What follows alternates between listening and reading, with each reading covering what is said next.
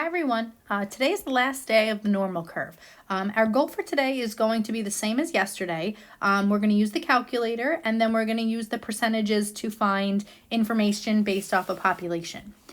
So let's look at example number 1 here. It says a test was given to 120 students and the scores are approximated on a normal distribution. The mean of the scores was 72, so I'm going to go ahead and put that in the middle, mean of 72, and standard deviation of 7. So we're just going to add 7 every time. So that would be 79 plus 7 is 86, plus 7 is 93, and then we're going to subtract 7 each time, going left. So 72 minus 7 is 65, minus 7 again is 58, minus 7 again is 51. So the question is now asking us approximately what percentage of the scores were 62 or higher. So this is a little different than yesterday. So 62 would be approximately around here. So we'll say about 62 or higher. So or higher would be everything to the right of 62. So same thing, we're still going to use the calculator. We still need a lower value. We still need an upper, our mean, and our standard deviation. Those never change. Those are 0 and 1. So we need to find our z-score first because remember, the lower and the upper must be inputted as z-scores. So z-scores, and these never change. All right, so I want to find my z-score, which is the formula is data value minus the mean over the standard deviation. So I only need to find one z-score this time. My data value is 62 minus the mean, which is 72, over the standard deviation of 7. So take a minute, pause the video, type that into the calculator, and hit resume when you're ready for the answer. Okay, so I got a weird decimal, which was approximately negative 1.4285, and then it keeps going. So whenever you get a z-score like that, it's actually best to make it a fraction. So it's more exact. So you want to make this z-score, if you hit make it a fraction button, you'll get negative 10 over 7. So this is actually the z-score that I want to use because it will be most accurate. So for my lower, the lowest value is the 62, which is the negative 10/7 of the z-score moving forward, right? So my lower value is going to be negative 10 over 7, and my upper value would be any z-score that's higher than, so like here's a z-score of 0, 1, 2, or 3. So we normally only go up to a z-score of 3. So if we want to show that it's going on forever, really, we're just going to estimate. You can use any number you want that's really bigger than 3. So you could technically have a z-score of 4 or a z-score of 5, but you don't necessarily have to go any further than that. So if we're going to go to, let's just say infinity, right? We're going to go all the way to the right. Let's just say if we're going to the right, we'll use 5 as our bigger number. You could use 10 if you want, but I wouldn't go any lower than 5. So I would make my upper value be 5 always if I'm going to the right. So take a minute, type that into the calculator, and hit resume when you're ready for the answer. Okay, so I got approximately 0.9234. So if we approximate it, move their decimal, we should get approximately 92%.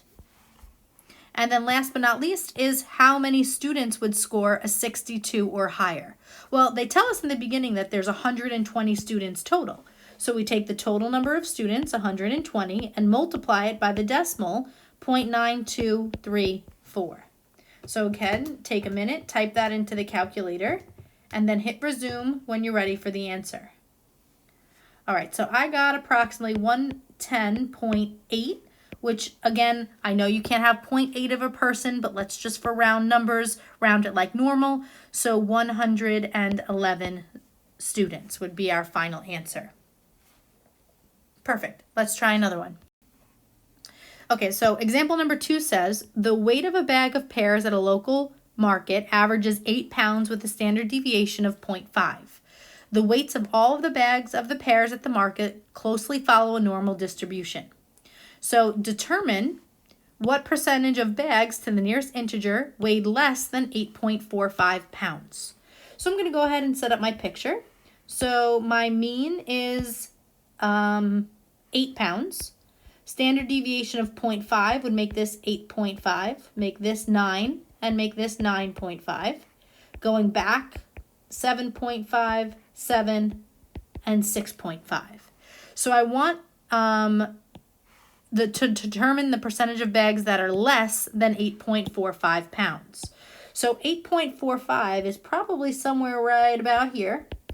And I want the area under the curve that is less than that. So this is opposite. We're going backwards this time. And we still need the same formula as before. We still need a lower. We need an upper. We need a mean and a standard deviation.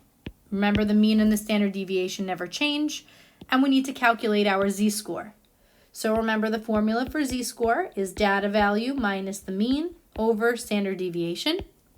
My data value that I want to find the z-score for is about 8.45. So 8.45 is my data value minus my mean, which is 8, over my standard deviation of 0.5. So take a minute, type that into your calculator, and then hit resume when you're ready for the answer. Okay, I got approximately 0.9. So if my lower now, I want you to think of this as a number line. I want to go from here over. So this 8.45 is actually my upper, right? We're starting at a lower number, ending at a higher number. So this 8.45, or my z-score of 0.9, is my upper. And the lower is going to be whatever this negative number would be here. So just like we did before, we have a mean of 0 and a standard deviation of -1, -2, -3. We could have a standard deviation of -4 and even a standard deviation of -5. So we're always going to pick, if we're going to go to this negative infinity part, we'll pick that lower number to be -5. And that you could put any number you want. You could put -10, but for general purposes, -5 is enough. So take a minute, type that into your calculator, and then hit resume when you're ready for the answer. Okay, so I got approximately 0.815939. So if we round that to the nearest whole percent, move the decimal 2 places, it's approximately 82%. All right, so the last part is to find out how many bags weighed less than 8.45 ounces if the local supermarket had 100 bags of pears in stock. So same thing like we've been doing before, take the 100 bags and multiply it by 0.815939. So take a minute, type that into your calculator, and we get approximately 81.59 bags, which we round to approximately 82. So 82 bags out of the 100 would be less than 8.45 pounds. Okay, I'd actually like you guys to try this one on your own. And when you're ready, hit resume for the answer. Okay, here are the answers. All right, so just a few things to point out. We needed to convert the 561 to a z-score. So I did 561, which is the data value, minus the mean over the standard deviation. And I got this repeating decimal, so I learned from before that we need to make it a fraction to be as exact as possible. If you don't use this fraction, your number may be off in the end. So my lower value in the number line, right, this is my lower, my z-score would be 61 over 60, that's my lower. My upper, we said we could always use a z-score of 5 or -5, right? I went to the right, so my upper is 5, my mean is 0, and my standard deviation is 1. And I just typed it into the calculator and I got approximately 15%. And to find out how many batteries would have a lifetime longer than 561 days, I just multiply the 2,000 by the 0.1546, and I got approximately 309 batteries. All right, that's it for today. If you have any questions, please let us know. Have a good one.